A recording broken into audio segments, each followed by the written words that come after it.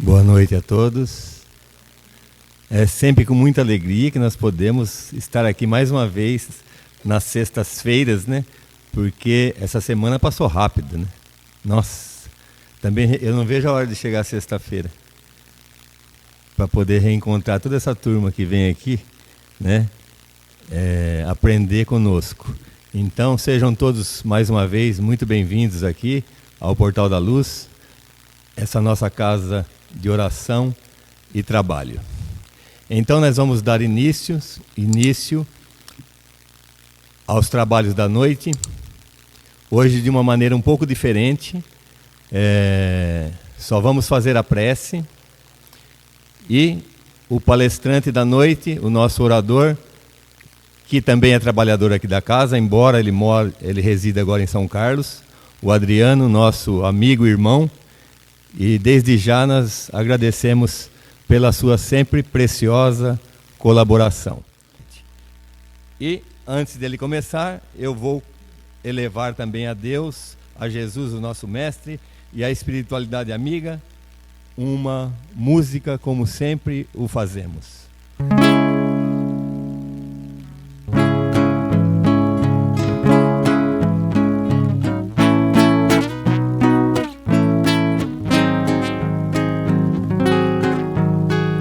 Parecem estrelas cadentes,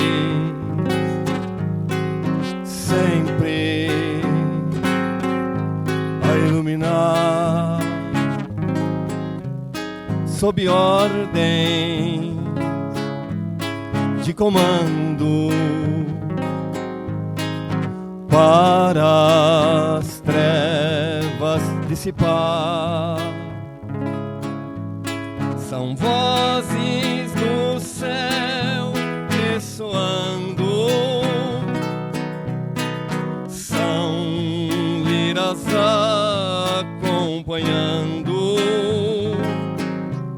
sob o toque de um clarim, início da nova era, encontro do céu e terra e dos espaços sem fim. Sob o toque de um clarim, início da nova era, encontro do céu e terra e dos espaços sem fim. É o encontro do irmão, é a vontade do Pai, quando diz: Senhor, Senhor, a todos abençoai. Parecem estrelas cadentes, sempre a iluminar. Convidamos agora o nosso irmão Adriano para a exposição da noite. Muito obrigado, Adriano, mais uma vez.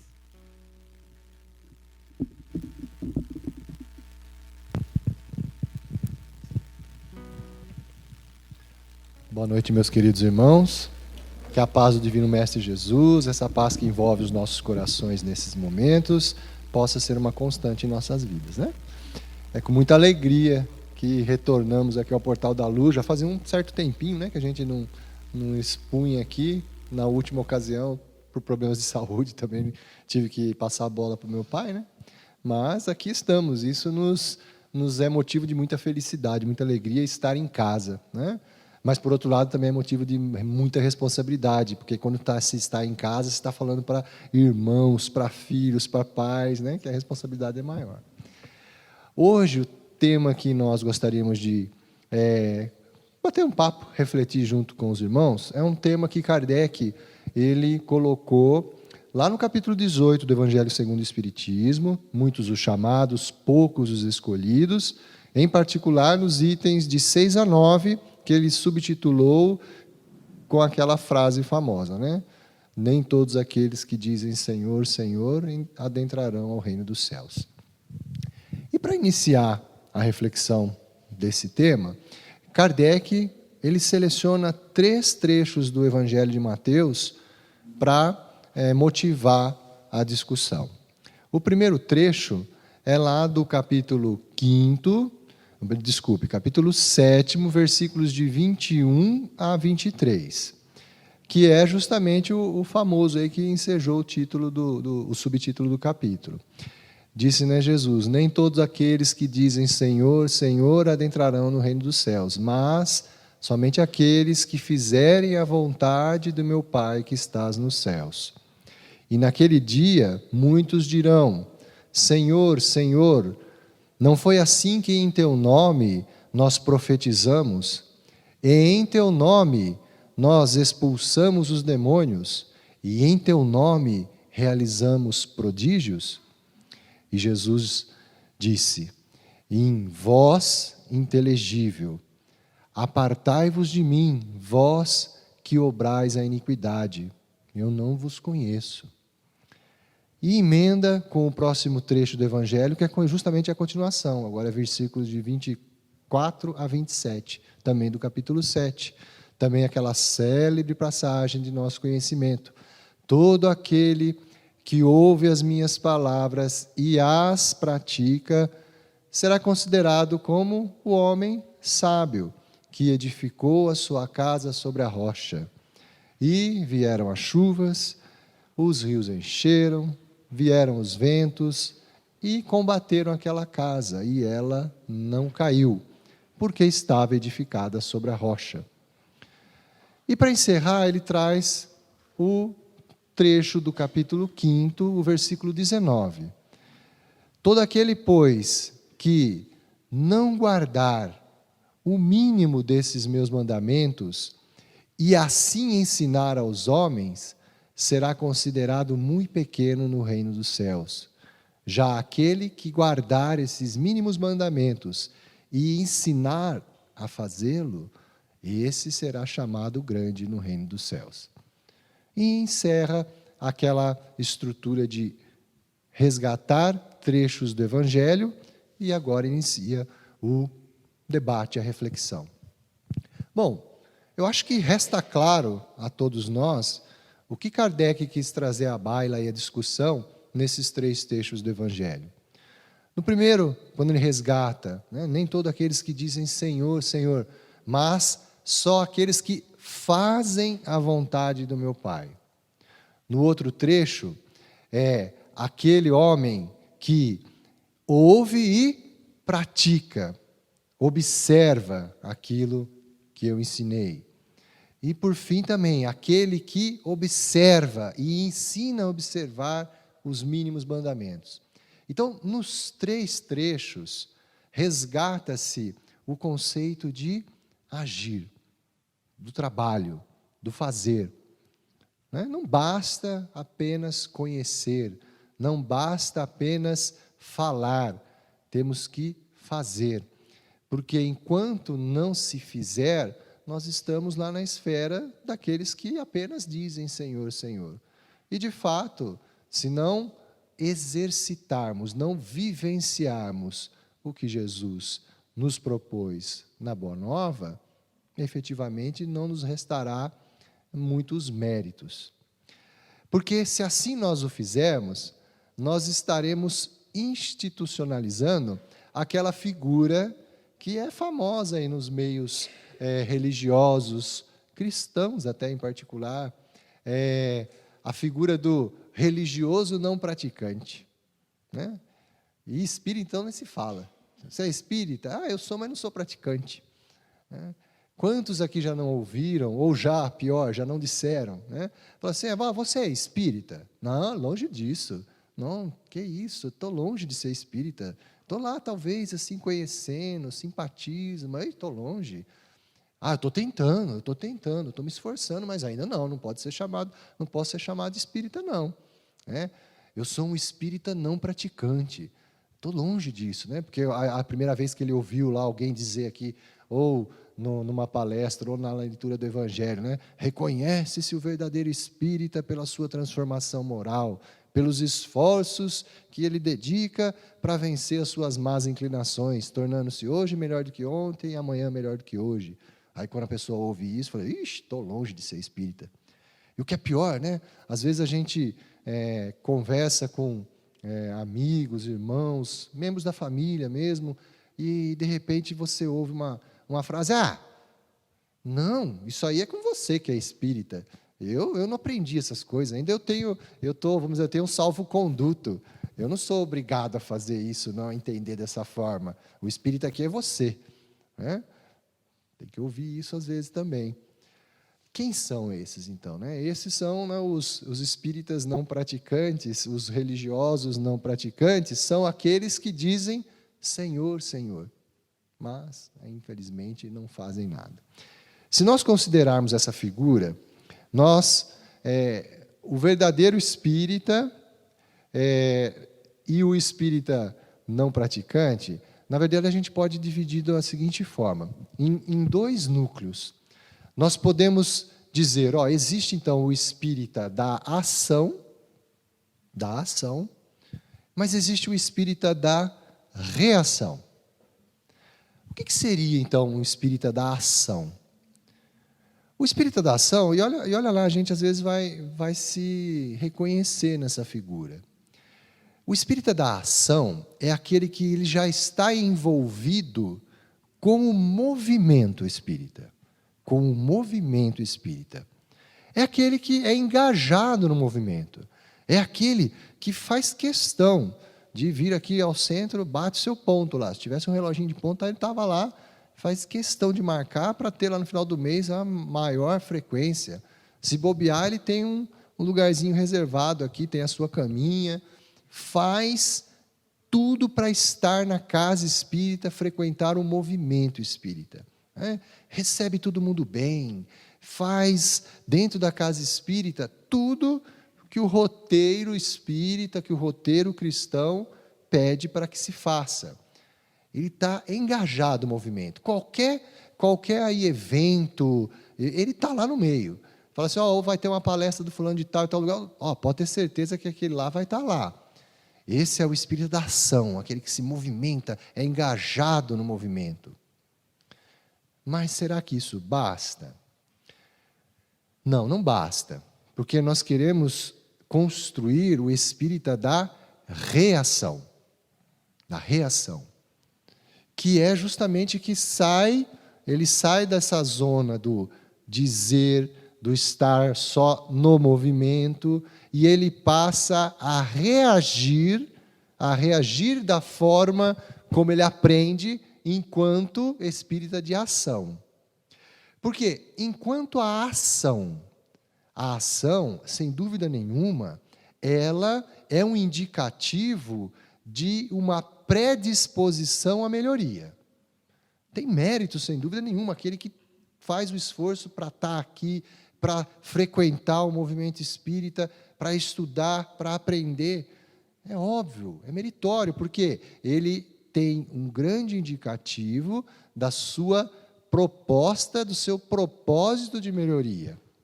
Mas a única coisa que demonstra a transformação profunda que se deve aquilatar é quando se observa a reação. É o espírito da reação. Como? Ora, então nós viemos aqui e aprendemos lá, devemos amar ao próximo, amar o nosso inimigo, devemos retribuir o mal com o bem. Espíritas da ação, colhendo lá os ensinamentos. E aí eu chego lá na minha casa e acontece alguma desavença com filhos, com companheiro, companheira, aí eu faço o quê? O que eu faço aqui na casa espírita, né?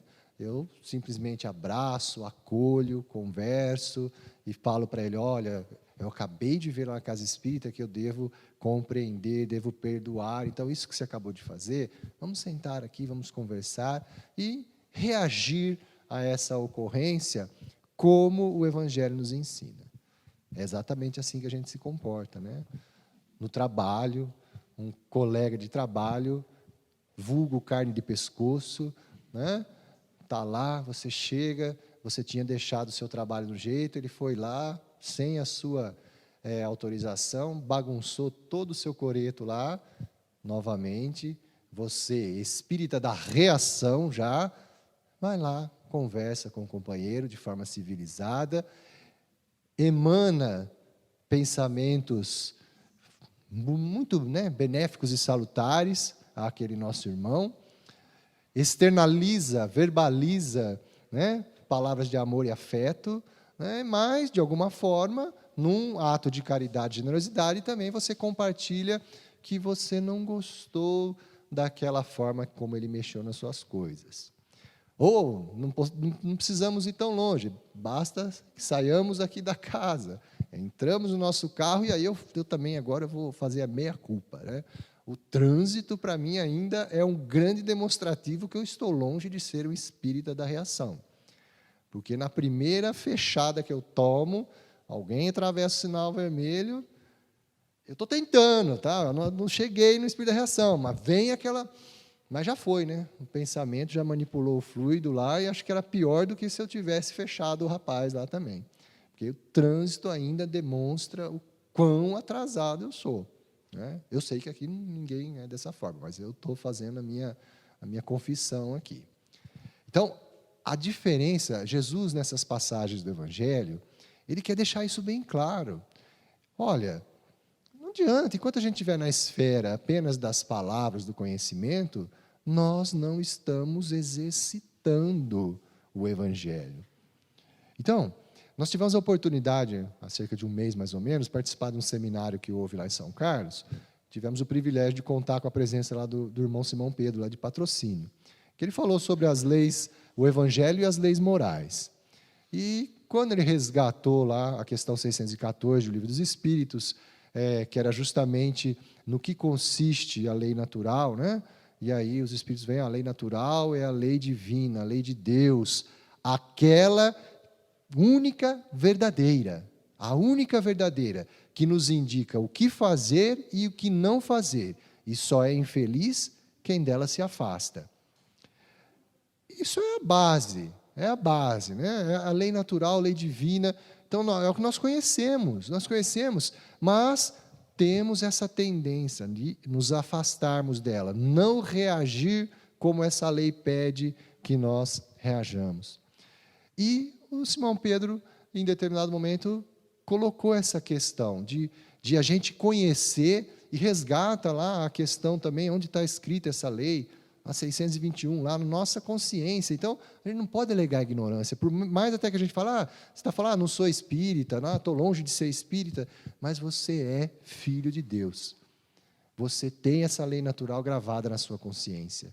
E por mais que você possa alegar, não, eu não conheço esse espiritismo, não sou cristão, essa lei está gravada na sua consciência. E você sente quando você está fazendo algo que te incomoda, essa consciência, o sininho começa a tocar. Você pode ignorar, você pode não dar a devida atenção e o devido valor a isso, mas aquilo vai te incomodar.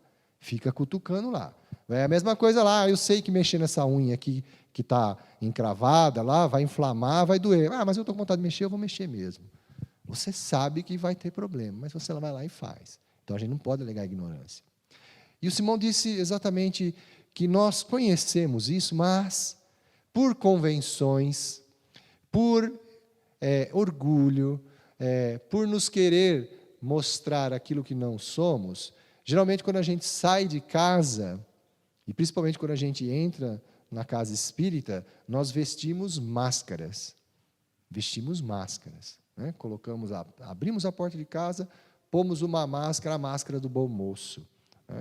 E às vezes nós chegamos no trabalho, ou mesmo na rua, ou mesmo numa repartição bancária, e quando não estamos assim de mau humor, qual é a forma que nós agimos naturalmente?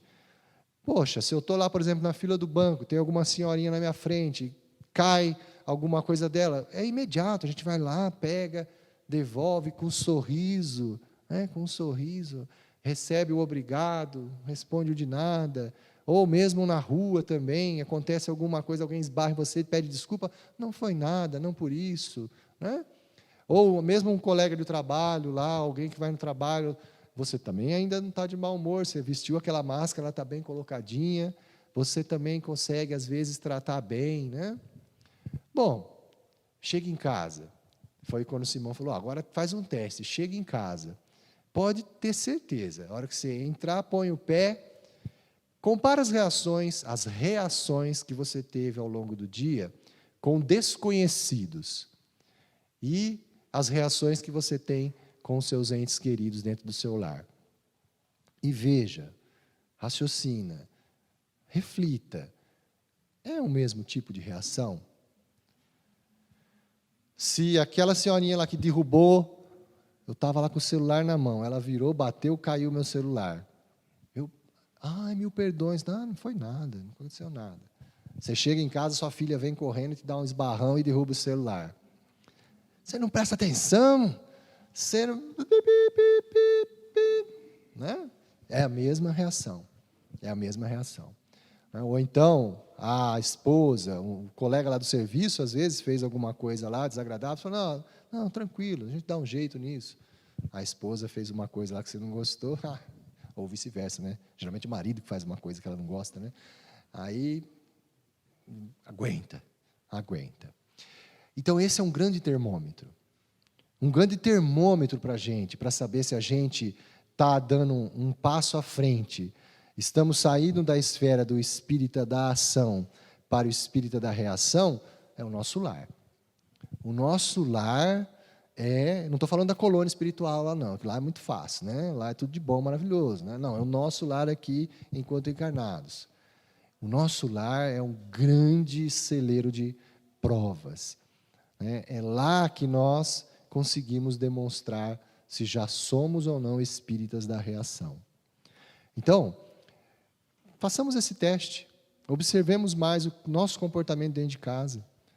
Verifiquemos se de fato, né, a hora que a gente sai lá esbravejando, a hora que a gente abre a porta e sai, se não estamos vestindo essa máscara, né, a máscara da hipocrisia. Porque é bacana, né? Você vem aqui, fala, faz e acontece, todo mundo te vê com bons olhos, assim, nossa, olha, um dia eu quero ter o equilíbrio que aquele cidadão tem. Convive com ele 5 dias na casa dele.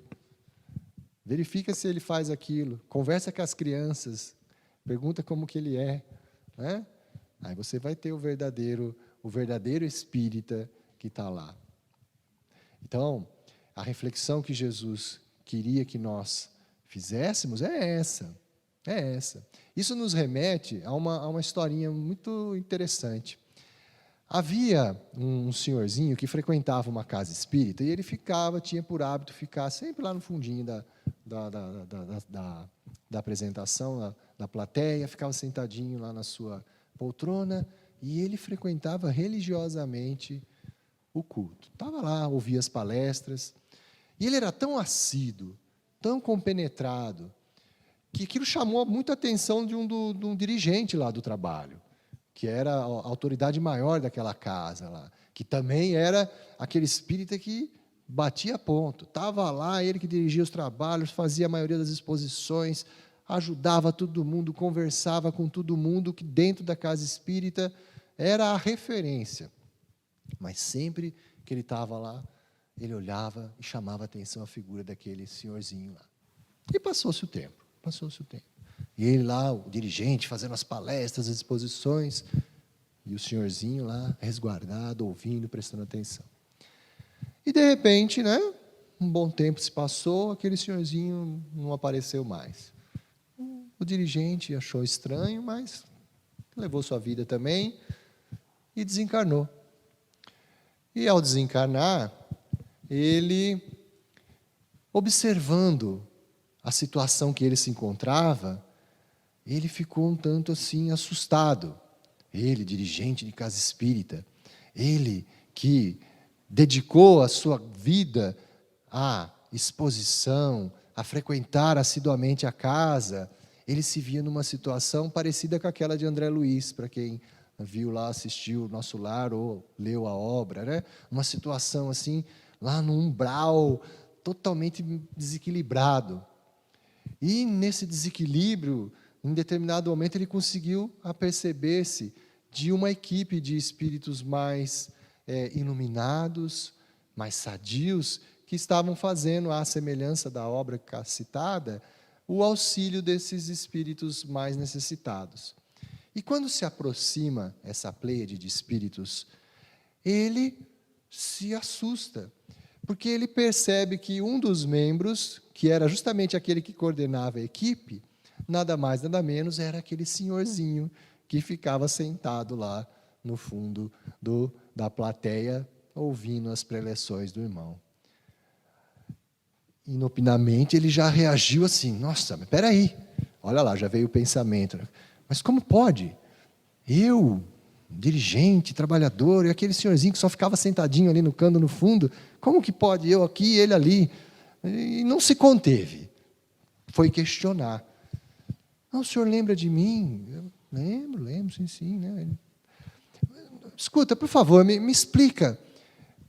Como é que o senhor fez? Como que o senhor conseguiu estar nessa situação e eu estou nessa situação? Explica para mim o que o senhor fez para conseguir estar nessa situação. O senhorzinho de muita calma e serenidade, olhou até que espantado para ele e disse: ora, eu fiz tudo o que o senhor mandou eu fazer. Né? Aí nós temos exatamente as duas figuras, né? A figura do espírita da ação e o da reação. Enquanto o outro lá se achava que se bastava a sua dedicação, assiduidade na casa, obviamente, resta claro pela situação que ele se encontrava, que aquilo se limitava única e exclusivamente ao movimento, ao seu engajamento no movimento, mas que fora dele, e onde Jesus nos pede a nossa reação, ele não o fazia. Já o senhorzinho, ele era o espírita da reação. Ele não era engajado no movimento da forma como o espírito da ação. Ele era engajado porque ele era assíduo frequentador. Mas mais que isso, ele era engajado com a mensagem espírita. Ele vinha à casa, recebia os ensinamentos e, quando punha o seu pé fora da casa, é como se aqui o estivesse. Todas as reações dele, ele tinha como se estivesse na casa espírita. Então, para ele, era indiferente se ele estava na sua casa, no seu trabalho, no meio da rua, no banco, no INSS pleiteando o seu benefício. Da mesma forma, ele reagia como se estivesse na casa espírita. Ele fez o que o outro irmão disse que era para ser feito. Compreendeu o que Jesus disse: não basta dizer Senhor, Senhor. Há a necessidade de fazer a vontade do meu Pai que estás nos céus. Fazer, agir, construir, trabalhar. Então, meus irmãos, é até um pouco repetitivo essa exposição nossa, mas é necessária. Nós temos que estar sempre resgatando essas reflexões. Porque muitos de nós, às vezes, nos contentamos, achamos que estamos fazendo muito só pelo fato de estarmos engajados no movimento espírita. E isso não basta, porque nós nos tornaremos, assim, única e exclusivamente novos fariseus, doutores da lei, conhecedores da lei, mas que na hora de dar o testemunho, na hora do testemunho efetivamente, antes que o galo cante 3 vezes, também não nos reconheceremos verdadeiros espíritas. Então, meus irmãos, do que vale mais, né? Vale mais a gente estar aqui assiduamente, frequentar tudo, ou se às vezes não dá para ter essa dedicação, pelo menos uma coisinha que a gente aprendeu aqui hoje, vamos tentar colocar em prática. Então, por exemplo, a dica de hoje é essa: vamos nos vigiar mais em relação ao nosso comportamento em casa e fora de casa. Pelo menos vamos constatar isso, verificar que se nós estamos saindo de casa e vestindo uma máscara, e a hora que a gente volta, a gente desveste ela. Vamos fazer esse exercício, nos enxergar se somos espíritos assim da ação, e agora sim, vamos aplicar o que Kardec efetivamente categorizou como verdadeiro espírita. Será que nós estamos enveredando esforços para vencer essas más inclinações? E aí, para a gente encerrar, tem mais uma historinha também que é interessante, né? Também tinha um senhorzinho também, que era assíduo frequentador da igreja. Era aquele que ele perdia qualquer coisa, menos o dia do culto no domingo. Era sagrado. Ele podia estar caindo lá sagrado. Ele fez isso pelos 50 anos que ele se reconhecia como encarnado. Gente, lá ele, todo domingo estava ele no culto lá. Teve um domingo só, que ele, ao dirigir-se para o culto, ele observou, perto da estrada que ele caminhava, um cachorrinho que estava morrendo de sede, e ele tentou entrar, tinha uma cerquinha, em um barranco e uma poça d'água. E ele tentou entrar e ficou preso nessa cerca. E estava latindo, se debatendo lá, e o senhorzinho indo para o culto, olhou aquele cachorrinho lá, ele parou. Ele se sensibilizou com a figura daquele cachorrinho lá. E ele titubeou um pouco. Ele olhou assim, se eu for ajudar o cachorrinho, eu vou perder o culto. Eu vou. Se tocou e foi lá ajudar o cachorrinho. E tentou abrir aquela cerca, conseguiu liberar o cachorrinho, pegou ele no colo, levou até lá a poça para ele tomar água, saciou a sua sede, deu um trato no cachorrinho, o cachorrinho saiu tudo feliz, contente lá. Aí ele saiu desesperado, correndo lá, porque se atrasou, né? Quando ele chegou lá, ficou super chateado. Mas super chateado mesmo, porque perdeu o culto. Tinha acabado. Aí ele voltou desolado para casa. Bom, mas tudo bem, continuou. Aí, passado um certo tempo, ele desencarnou. E da forma como ele entendia o céu, né, como seria recebido, estava lá na portaria lá da recepção, né? Todo mundo pegando a ficha de quem chegava lá, e chegou a vez dele. Ele estava tranquilo, porque ele era um frequentador assíduo da igreja, dos cultos lá. E chegou lá, deu o nome, e a senhora que estava fazendo a checagem lá começou a suar, né? Não achava a ficha dele, não achava, né? E ele lá, inconformado, como? Não é possível, eu fazia tudo certinho, estava lá no culto, todo mundo, não, procurei. Tá? E ela ficou lá, mas não está aqui, procura. Não, procura aí, que vocês devem ter errado alguma coisa.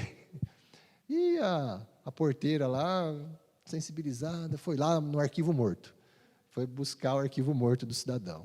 E, opa, aí pegou uma fichinha lá, empoeirada, achei. É verdade, consta aqui mesmo, nesses 50 anos que o senhor aqui, que de fato teve um dia que o senhor compreendeu efetivamente o que Jesus ensinou. Foi um dia que, olha, consta que o senhor salvou um cachorrinho lá e deu água para ele, né? Tá bom, pode passar, né? Então, o único gesto, a ação, né? A ação dele reagindo. Na verdade, foi uma reação. Ele se sensibilizou com a situação do cachorrinho, né, e foi lá, em detrimento à sua ação mecânica de estar todo domingo lá no culto, ele resolveu ajudar aquele ser de Deus também. Né? E foi o que lhe valeu na hora do balanço de contas. E é isso que nos valerá também, as nossas reações ao que a vida nos oportuniza reagir. Né? Devemos entender todas as tribulações da nossa vida como essas oportunidades que Deus nos dá de reagir. Reagir como cristãos, como espíritas. Então, meus queridos, eu gostaria de agradecer muito, de coração, a atenção de vocês, a predisposição de, pelo menos como espíritas da ação, aqui hoje estarem e compartilhar conosco as reflexões da noite. Espero em breve estar com todo mundo junto novamente para mais uma conversa fraterna. Que Deus os abençoe. Fiquem em paz, aproveitem ainda o que o Portal da Luz tem a oferecer, aqueles que vão necessitar ainda do passe. Mantenham-se em concentração, orando, colocando-se em conexão com a espiritualidade amiga para receber tudo de bom que eles têm a nos oferecer. Deus abençoe a todos. Fiquem em paz.